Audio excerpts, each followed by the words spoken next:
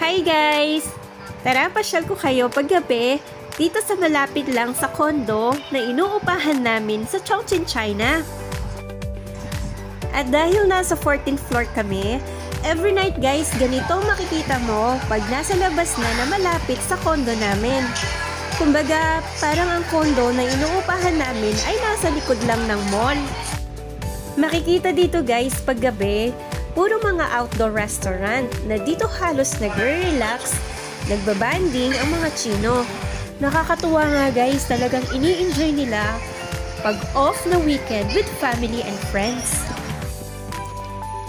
Kaya masarap mag-unwind pag weekend ng gabi dito guys, lalo na pag malamig ang panahon with hot pot kasi outdoor halos ang kainan. At di rin mawawala sa daan ang mga food cart na halos tinitinda nila ay mga barbecue ng mga meat at mga gulay. Kaya naman, tinry namin bumili ni Habi ng kanilang mga barbecue.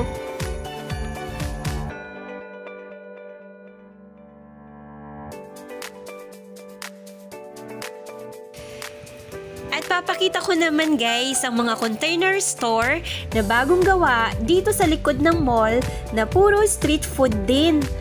Maraming nakatayong milk tea, coffee shop, mga burger, fries, at marami pang iba. Kakabukas lang ito guys last week. Sa dami guys na container food store na pagpipilian, mag-i-enjoy dito bawat pamilya at magkakaibigan. At di naman ganun kamahalan ng mga pika-pika nilang binibenta guys. Kaya sobrang nakaka-relax talaga every weekend dito guys. Lalo na pag group of friends and of course family.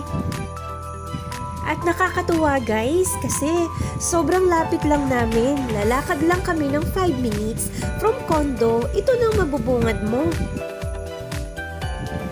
Hanggang dito na lang guys. Hope samahan nyo pa ako sa part 2 para naman ipapakita ko rin kung anong mga siniserve nila ng iba't ibang food na binibenta.